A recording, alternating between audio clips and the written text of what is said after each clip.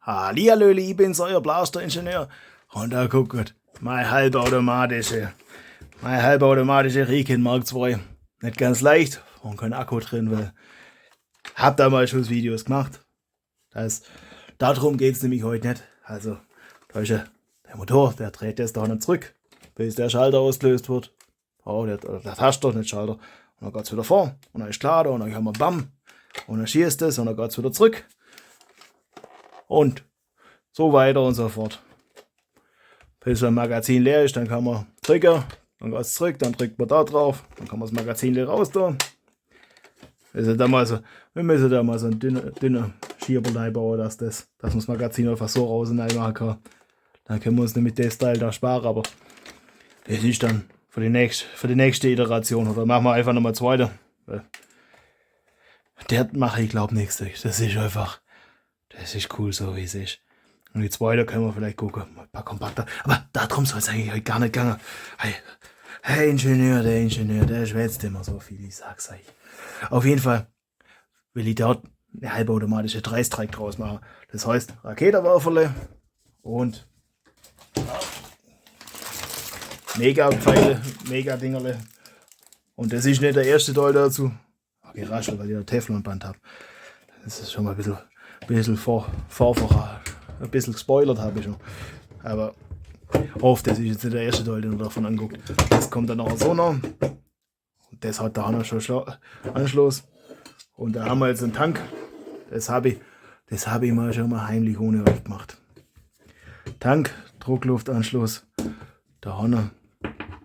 Der Druckluftanschluss muss dann noch da noch, also das Teil von da nach da fehlt noch. Aber das Teil da haben wir. Kompressorle haben wir. Hat sogar Licht drin. Und den machen wir mal an. Aufwache. Aufgewacht ist. Was will ich denn mit PSI? Nein. Das ist ein bisschen.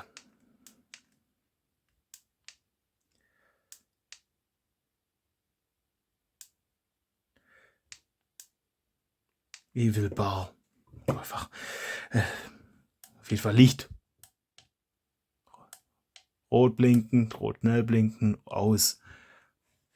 Was merkt es? Es leuchtet rot. So, auf jeden Fall seht ihr, Druckluftflasche.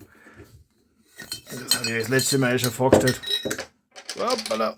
Ja, da war ein bisschen Kruscht mit drin.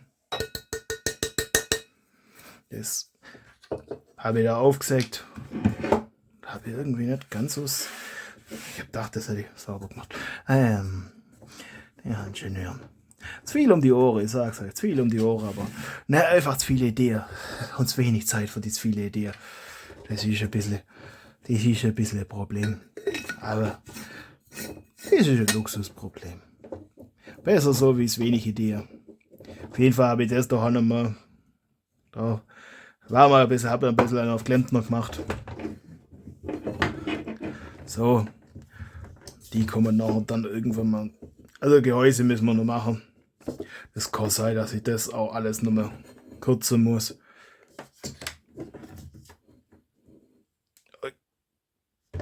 So. Und auf jeden Fall ist das jetzt so. Und jetzt macht es mächtig Krach.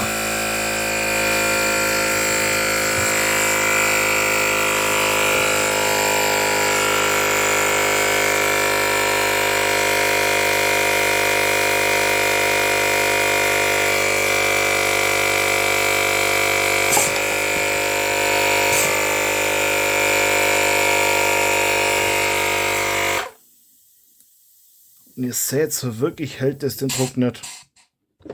Das sonst eigentlich. Wo ist die Rakete jetzt noch geflogen? Das ist ein bisschen angeschickt, dass ich da bloß einer von denen gerade mal da habe. Ja, gerade am unteren Ende vom Tisch, dass ich es nicht elegant holen kann.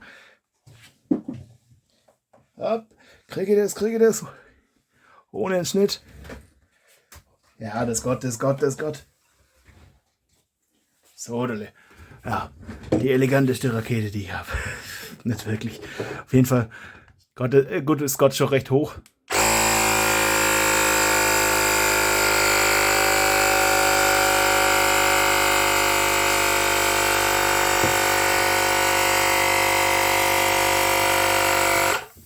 Und dann, oh, ja, Scott dann schon. Ja, aber es ist halt wieder auf Null. Das heißt, das war jetzt noch ein bisschen ein Lüftle. Ein Lüftle. Und ich vermute mal stark, das ist, wenn die einzige Stelle, wo noch übrig bleiben können, die undicht sind eigentlich da nicht die da. Und da müssen wir wahrscheinlich ein bisschen Teflonband einwickeln. Weil da ist jetzt keine gescheite Dichtung drin. Also die Dichtung habe ich da reingesteckt, aber die taugt nicht wirklich. Und da gucken wir mal, Vorsicht, Geraschel. Hab da ein Teflonband gekauft. Und da hoffen wir, dass das ein bisschen was taugt. Wenn nicht, finden wir das zusammen raus. So, boah, ist diese feine Geschichte. Ich habe wenig Ahnung von so Zeugs. Aber man kann das ja lernen. Das wäre eigentlich, keine Ahnung, wie viel Druck die Flasche aushält, aber oft genug. So. Gucken wir mal. Scherle. Und. Zack. Gabelschlüssel. Genau so nicht.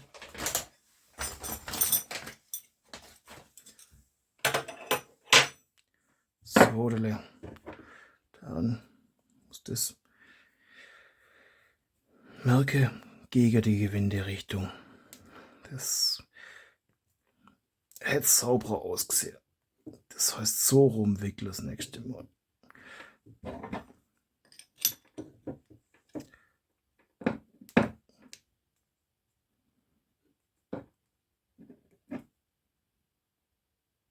So. Jetzt haben wir den Teil hoffentlich dicht.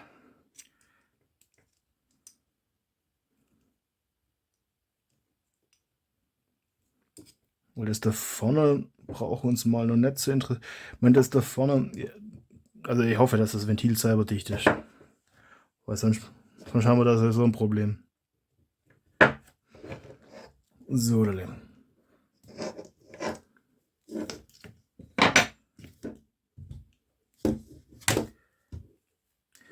hoppala. Schlingert das rum.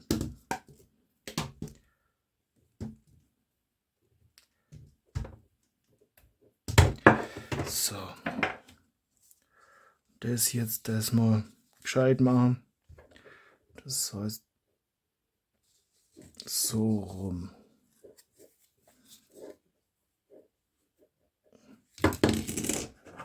Ja.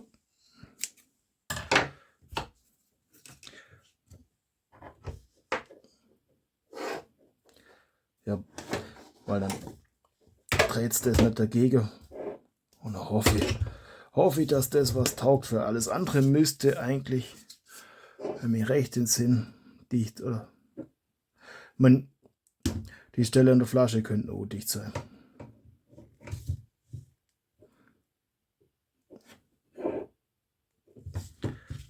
So. Also der Teil könnte auch dicht sein. Doch, ne? Ja, ich sag auch eine Kamera, Alter. Hier, jeder Profi, ich sag's euch. Der Teil könnte auch noch dicht sein. Das wird dann aber kompliziert, wenn man das dicht kriegt. Oh gut, da müssten wir doch einfach einen Dichtring drumherum machen. Also da Gummiding drunter. Weil das kriegen wir mit Teflonband wahrscheinlich nicht hin. Aber jetzt gucken wir mal, ob das ein bisschen was braucht hat. Tragen wir das Band zur Seite, das aufgeräumt ist. Ja, hätte es nicht ausmachen sollen. Fingerabdruck. Ja, komm schon, aufwachen. Lang drücke, dann geht's, dann verändert sich's. Das heißt kurz, dann kommen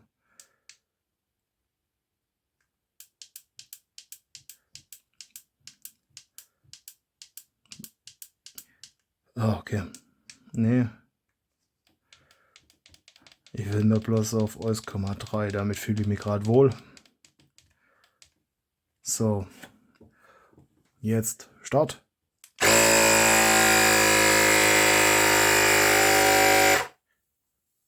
Okay. Das war jetzt eine andere Hausnummer. Seht, wie schnell das gegangen ist. Und ihr seht, wir haben immer noch 1,3. Das heißt, jetzt haben wir 0,9. Oh, nein. 0,5. 0,4. Und jetzt. Ja, jetzt hat der Profi mitzählen sollen. Warte mal. Ach nee, die passt. Eieiei. Oder?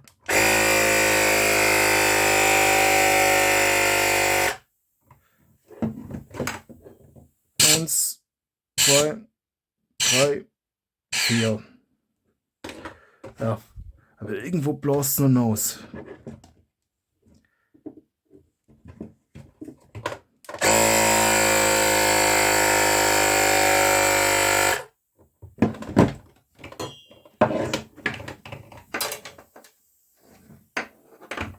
Das ist der Übeltäter.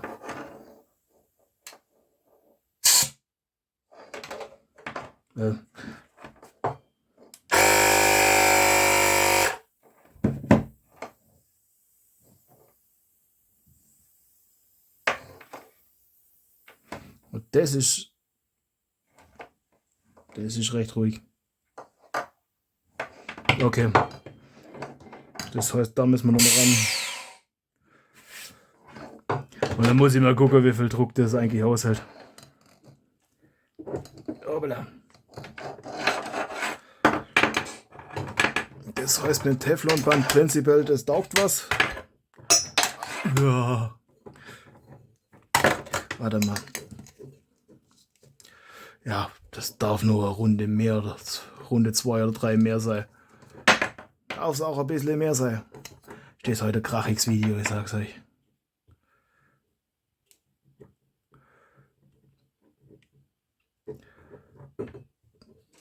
Darf es auch ein bisschen mehr sein. Das heißt, wir müssen das so rum.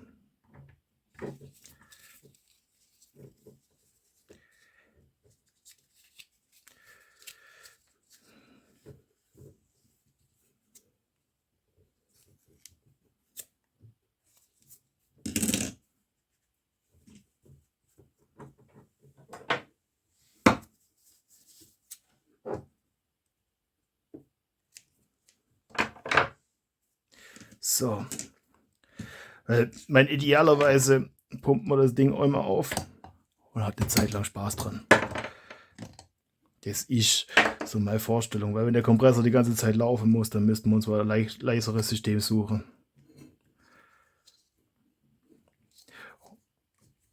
Und ich meine, der hat vorher ja nicht einmal, gut, vorher habe ich auf 2 Bar gestellt. Das traue ich mir jetzt dann doch nicht. Da ist vorher aber bei 1,3, 1,35 ist irgendwann mal, ja, eine Phase gekommen, wo das Ding genauso viel Luft verloren hat, wie es nachpumpt hat. Ein stabiles Gleichgewicht so in etwa. Und vielleicht hätten wir es noch auf 1,5 oder so hochbringen können. So. Das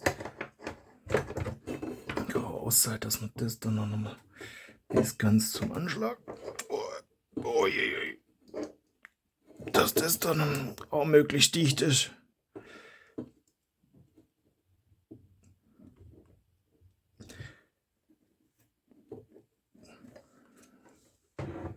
So, dann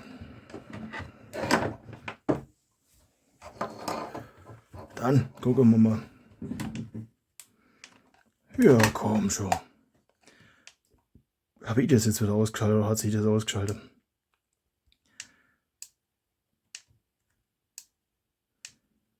Ah.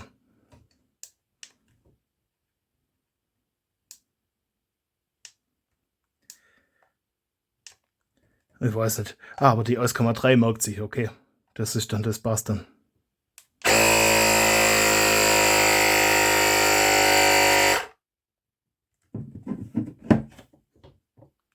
Es ist still. Das ist gut. 1, 2, 3. Ja. Jetzt wäre es dann auch schon fast schwach.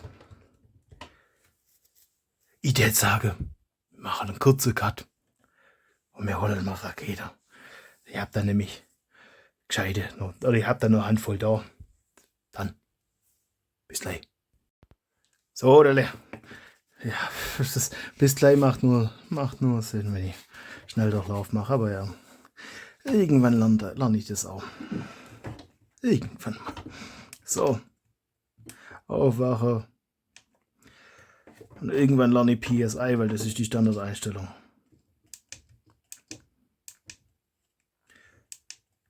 Aber 19 klingt einfach irgendwie dramatisch für mich. Das,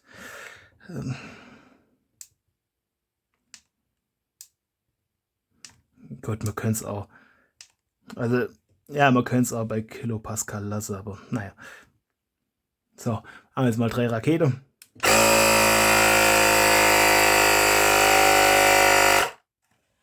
So, 1. Da Gott, knapp 0,4 Gott weg. Oh, 0,2 bloß. 2. 3. 4. Okay, die will ich jetzt nicht mehr.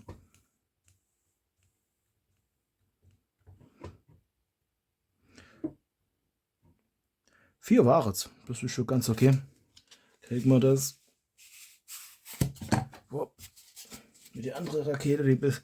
Weil die sind, glaube die müsste ein bisschen lockerer sein. Weil das ein bisschen besser hin. Oh, ja.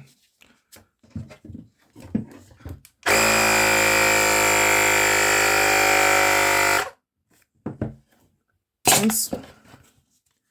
Oh, die pfeffert raus. 2. 3. 4. 5. 5. Okay. Das heißt 0,2 Bar tauge dann nimmer. Aber alles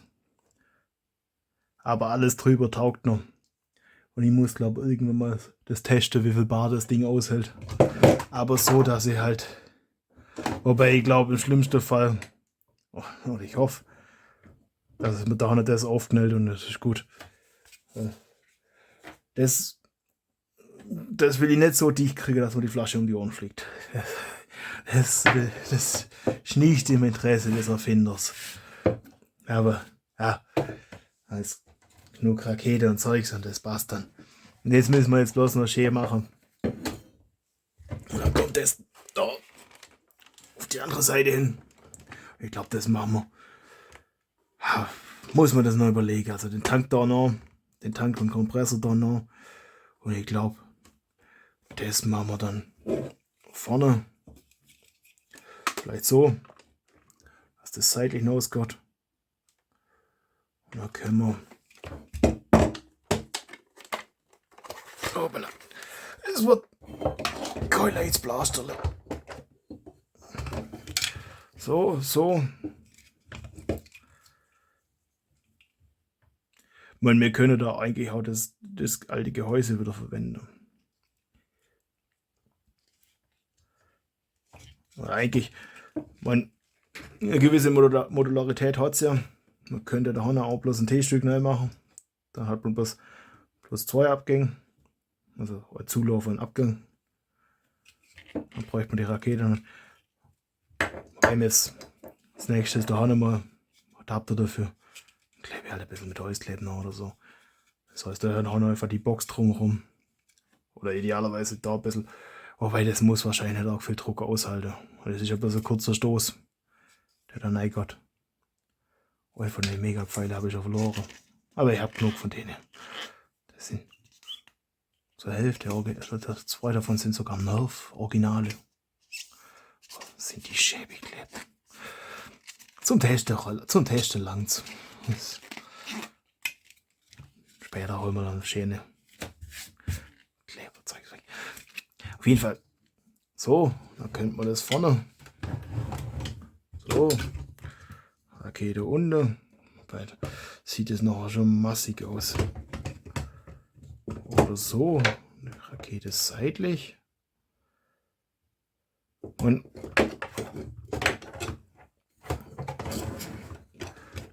vielleicht die Flasche da. Das Druckdingerle da.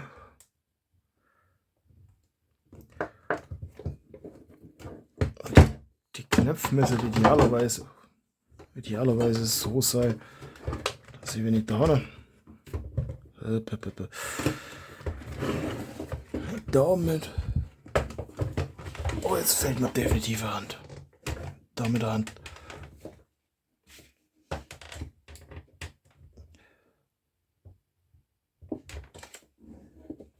Ich kann das halt schwer auf die andere Seite machen.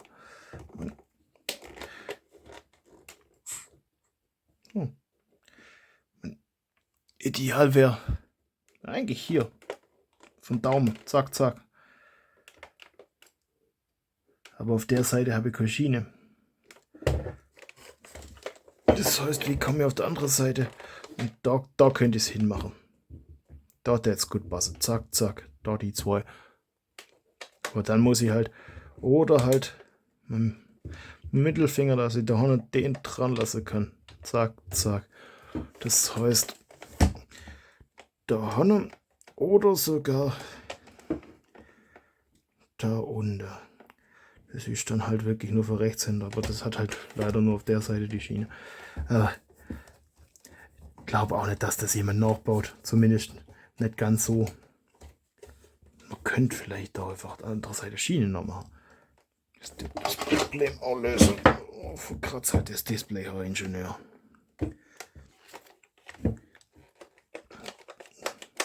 Weil da kann ich halt nichts noch. Ich mein, da kann ich nichts noch machen, oder wenn dann bloß drüber. Und dann sind wir mit den Knöpfen hier. So seht ihr das. Das ist angenehm. Angenehm. Kommod. Das wäre ungemütlich. Zack. Oh. Ich würde eigentlich gern Trigger da bleiben.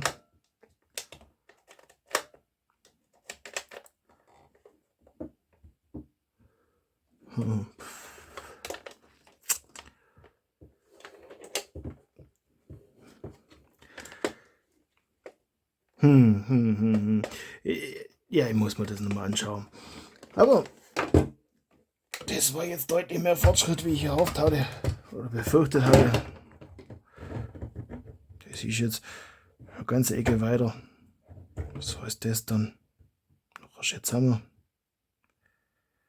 Gucke, dass die Trigger rausgucken, aber nicht zu arg rausgucken, dass man es irgendwo hinlegt, dass es nicht außer auslöst. Und dann ist das da auch geschützt. Wobei das macht jetzt nichts, da muss man schon den betätigen und auf dem Rückweg dann den betätigen, dass es stoppt. Also von daher ist das nicht ganz dramatisch, wenn der nicht geschützt ist. Weil da passiert normalerweise nichts. Am Ende hat man hier so einen Ausknopf, der ist so, dass das da noch der eher geschützte Zustand ist. Oder aus, was irgendwie, wenn man ungünstig hinkommt, das eher ausmacht. Das haben wir da Gedanken gemacht.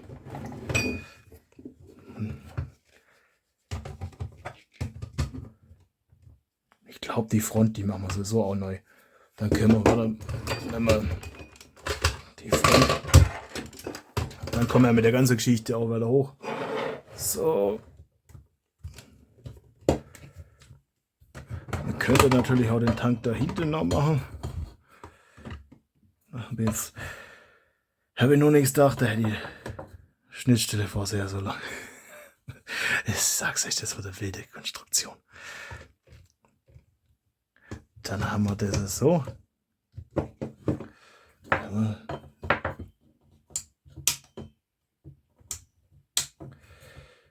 wir dann. Jo, da kommen wir nicht durch, da könnte man den Tank auch noch machen. Also ja, manche möchten jetzt sagen, Herr Ingenieur, das ist doch eine Trinkflasche, aber nee, in meinen Augen ist das ein Tank. Ich weiß nicht, eigentlich möchte ich so viel wie möglich von den Rohren sichtbar halten. Das dann da noch. Schön mit einer Schnittstelle und allem. Aber auch halbwegs sauber eingehaust, dass das ja das stabil ist halt. Das da noch. Trigger. Das muss ich mal gucken, wie ich das noch kriege, dass das eine gewisse Modularität noch hat, aber wobei. Ich meine, ich will es halt zerlegt kriegen, wenn irgendwas kaputt geht oder so, dann will ich das ersetzen können. Das ich will langzeitig damit daran Spaß haben und auch modifizieren können. So, seht, schießt. Der Adapter da dazu fällt noch, dass auch richtig alle Rohre schießen tut. Aber sonst muss ich noch Drucktest machen, wie viel Bar das aushält. Aber das mache ich mal so für mich. Aus sicherer Entfernung. Und hoffe ich, dass euch der Fortschritt gefallen hat. Wünsche euch auch viel Spaß beim Basteln. Euer Blastingenieur.